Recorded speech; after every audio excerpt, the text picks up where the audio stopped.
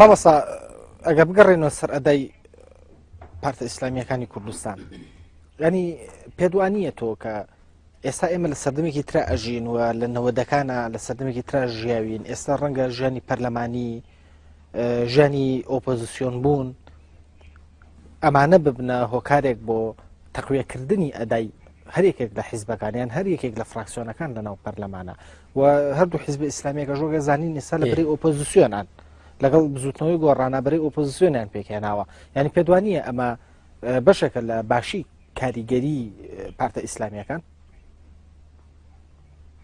باشە خۆی من نەماوە چەک هەڵگرن، خۆی مناڵێن وەکو سەردەمی هەشتاکان و نەوەتەکان و حربی باریدە و وجودی جیهادی ئەفغانستان و ڕۆشتن بۆ ئەوێ و تەدریبات و معسکرات و گەڕانەوە بە دید و تەسەوراتێکی تر و یا ئوسولی گەریە کە لە عەقیدەی سید قوتب ڕەحمەتی خوای لەبێ لە فکری ئەو لە عەقیدەی محەممەد بن عەبدولوەهاب وەرگیرابێ یان دەمجکردنی ئیخوان و سەلەفێتی، خۆی ئێمە داوای ئەمەمان لێ نەکردوون.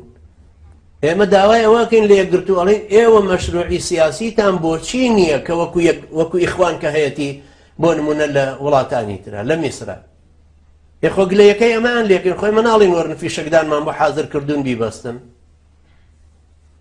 یعنی ئەوەندە باسی وەسەطیە دەکەن و وەسەطیە دەخۆم برنەوەی وەسەطیان نادەینێ. ئێڵێ کاکە جانیەوە مەشروعێکی سیاسی تەقدیمکەن کە خەڵک قبوڵی بێ. تۆ ڕۆژ بە ڕۆژ کابرا گەڕێتەوە دواوە چێتەوە بۆ خانەی ئۆردۆغانیزمێک واز لە ئیخوانە عەرەبیەکەش دێنێ لە کاتێکە ئەو دارەدارەی پێ کردو و شیری داوت. ئێ ئارار خۆی بێوەفاییە ئەمە.